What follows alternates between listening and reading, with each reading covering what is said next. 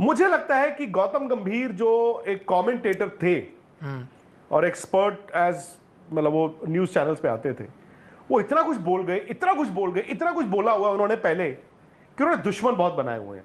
और जब फिर मैं कमेंट्री सुनता हूं अभी जो होती हैं, क्योंकि अब हम भी तो यार 2-2 घंटे के शो करते हैं भाई। निखिल आपने 4 बातें आज बोली, 4 बातें डिफरेंट कल बोलोगे। और मुझे लगता है गौतम गंभीर को ना those things come back, they haunt him, they bite him. मुझे लगता है कि कुछ कमेंटेटर्स ना तैयार रहते हैं कि कुछ गलत हो और नजला गौतम गंभीर पे। मसलन मैं आपको एक छोटा सा एग्जांपल देता हूं। जब सुंदर से बॉल नहीं डलवाया जा रहा था, आई थिंक 62-63 ओवर्स हो चुके थे, तो मैं कमेंट्री सुन रहा था, तो बात चली और सब हैरान है। तो उन्होंने कहा कि देखो जी, कप्तान यंग है, नया कप्तान है, यंग कप्तान है, मैं कप्तान की जिम्मेदारी मानता ही नहीं। उन्होंने सीधा बोला, मैं जिम्मेदारी मानता हूं गौतम गंभीर की, वो कोच है, वो क्यों नहीं कह रहे हैं। यार मुझे बड़ी हैरानी हुई।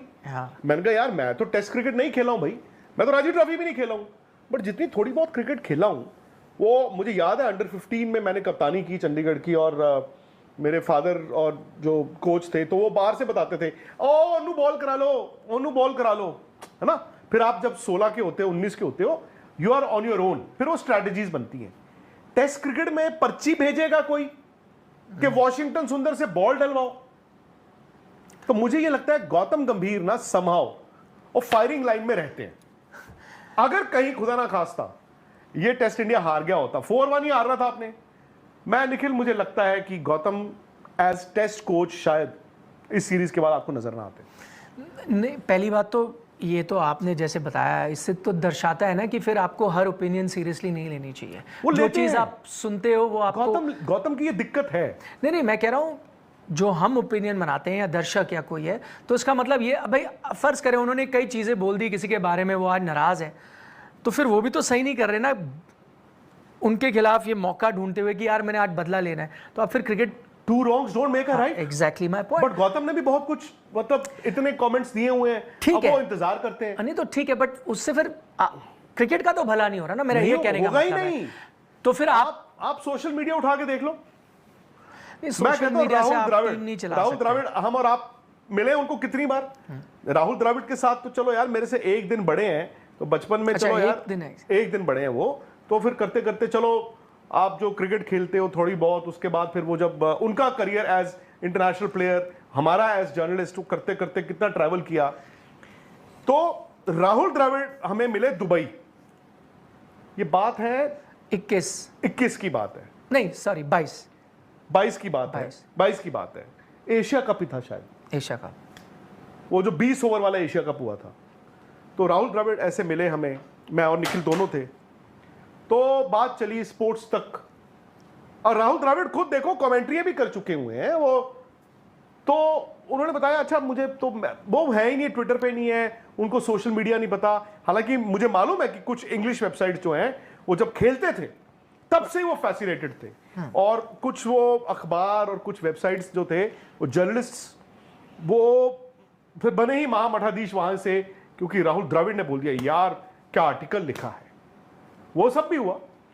बट द पॉइंट इज कि राहुल द्रविड़ को कुछ पता ही नहीं था मीडिया में क्या चल रहा है, उनको कभी पता ही नहीं होता था। हाँ वो हो सकता है बाद में एज कोच अखबारें पढ़ते हो या फीडबैक लेते हो, बट कम से कम वो ट्विटर पे नहीं थे, वो इंस्टाग्राम पे नहीं थे जहां पे सबसे ज्यादा गालियां पड़ती हैं, जहां पर आपको ऐसा लगता है कि यार मैं काम करता हूं, आप मैसेज देखते हो ना थोड़ी देर बाद आपका दिल करता है मैं काम करता हूं, कहीं कुआं ढूंढता हूं उसमें डूब के मर जाता हूं, क्योंकि मैं तो किसी काबिल ही नहीं हूं। और उनको सबसे बड़ी बात थी डिजिटल मीडिया का नहीं पता था, मतलब हम भी डिजिटल मीडिया ही हैं, उनको यह भी नहीं पता था कि हर रोज वहां पे गाली पड़ेगी। तो Gautam on the other hand has been hyper active on Twitter. नहीं बट वो ओपिनियन देते हैं, जरूरी थोड़ी पढ़ते हैं लोग क्या लिख रहे हैं या उनके बारे में या उनको क्या कमेंट करें। नहीं मेरा मतलब है कि सोशल मीडिया से तो आप टीम चला नहीं सकते। अब लोग जो भी कह रहे हैं, और अगर कई कमेंटेटर अपनी वो क्या शार्पन योर नाइफ आप कहते हैं ना, तैयार रखते हैं कि भाई मौका, तो फिर गलत है वो। मैं कह रहा हूँ लोगों को भी तो ये समझना चाहिए ना कि क्या है। दूसरी बात, आप अब मोने मौकल ने आके ठीक ठाक आपको बता दिया था कि भाई क्यों नहीं वाशिंगटन सुंदर को चांस मिला? उनको लगा कि भाई कप्तान को नहीं लगा ठीक है उनको गेंदबाजी देना है। शार्दुल ठाकुर ने भी आकर आपको बता ही दिया था कि कौन डिसाइड कर रहा है उनसे। अस्सलाम वालेकुम जी, कैसे हैं आप लोग? तो आज हम बात करेंगे गौतम गंभीर की कोचिंग के बारे में कि गौतम गंभीर जब कोच नहीं थे तो उससे पहले तो वो खुल के बोला करते थे कि भाई ये प्लेयर सही नहीं खेल रहा या ये प्लेयर ये नहीं है, अगर मैं होता तो मैं ये कर देता। लेकिन जब से गौतम गंभीर टीम में आए हैं, इंग्लैंड का दौरा गुजरा, इंडिया ने 2-2 की सीरीज़ ड्रॉ की, लेकिन वो आज भी मैच याद है कि जब 60-70 ओवर गुजर गए थे और वाशिंगटन सुंदर को एक भी ओवर नहीं दिया गया। क्या वो शुभमन गिल की गलती थी? क्या वो टेक्टिकल मिस्टेक थी? क्या यह गौतम गंभीर की ये प्लान था कि गौतम गंभीर जब तो कोचिंग स्टाफ में नहीं थे, जब वो कमेंट्री करते थे तो वो खुलकर बोला करते थे और उनको कहा जाता था कि वो किसी की परवाह नहीं करते। लेकिन गौतम गंभीर जब से मतलब कि अब उन्होंने कमेंट्री छोड़ी है, टीम इंडिया के हेड कोच बन चुके हैं, लेकिन उसके बाद से अब वो ऐसे करते हैं कि भाई खुल के नहीं बोल रहे खिलाड़ियों के खिलाफ। क्या गौतम गंभीर ही की वजह से मतलब रोहित शर्मा और विराट कोहली अपने साथ को साइड लाइन कर लिया कि उन्होंने पहले T20 क्रिकेट से रिटायरमेंट, चलो वो तो एक तय हो गया था, ये राहुल द्रविड़ के साथ साथ रोहित शर्मा, और क्या वो टेस्ट क्रिकेट से इतनी जल्दी रिटायर होना बनता था? क्या विराट कोहली ये दौरा जो है इंग्लैंड का दौरा क्यों नहीं खेलना चाहते थे कि जब विराट कोहली इंग्लैंड में मौजूद है? क्या उन्होंने गौतम गंभीर की वजह से छोड़ा? ये सारे इख्तलाफात हैं जो हमें नज़र आ रहे हैं कि गौतम गंभीर में और दरमियान में शुभमन गिल के दरमियान में कुछ ऐसी बातें चल रही थी कि जिसकी वजह से हमारे सुनने में आ रहा है गौतम गंभीर और शुभमन गिल भी एक पेज पर नहीं है।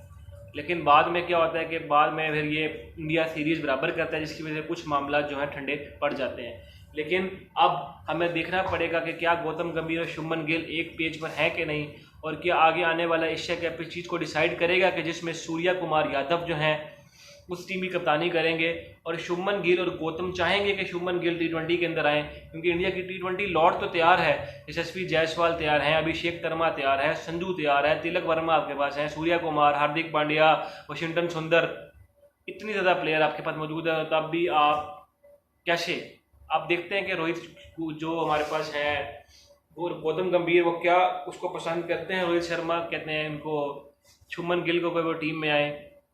अब ये सारी चीज़ें, एशिया कप अभी नेक्स्ट मंथ होगा तो वो सारे फैसले हो जाएंगे। ये अगर हमें पता चल गया कि अगर शुभमन गिल की जगह नहीं बन रही तो फिर कोई ना कोई क्लैश ज़रूर है गौतम गंभीर और शुभमन गिल का।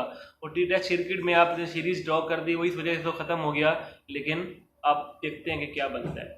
बाकी अगर आपको हमारी वीडियो अच्छी लगी है तो आप हमारे चैनल को सब्सक्राइब कर सकते हैं, लाइक कर सकते हैं और अपने दोस्तों के साथ भी शेयर कर सकते हैं। और अगर आपका किसी तरह का कोई क्वेश्चन है तो आप कमेंट सेक्शन के अंदर पूछकर अपनी राय का इजहार कर सकते हैं। हम कोशिश करेंगे कि आपको जवाब देने की कोशिश करें। हम आपसे मिलते हैं नेक्स्ट वीडियो के अंदर। उस वक्त तक अपना बहुत सारा ख्याल रखिएगा और हमें दीजिएगा इजाज़त। अल्लाह निगहबान।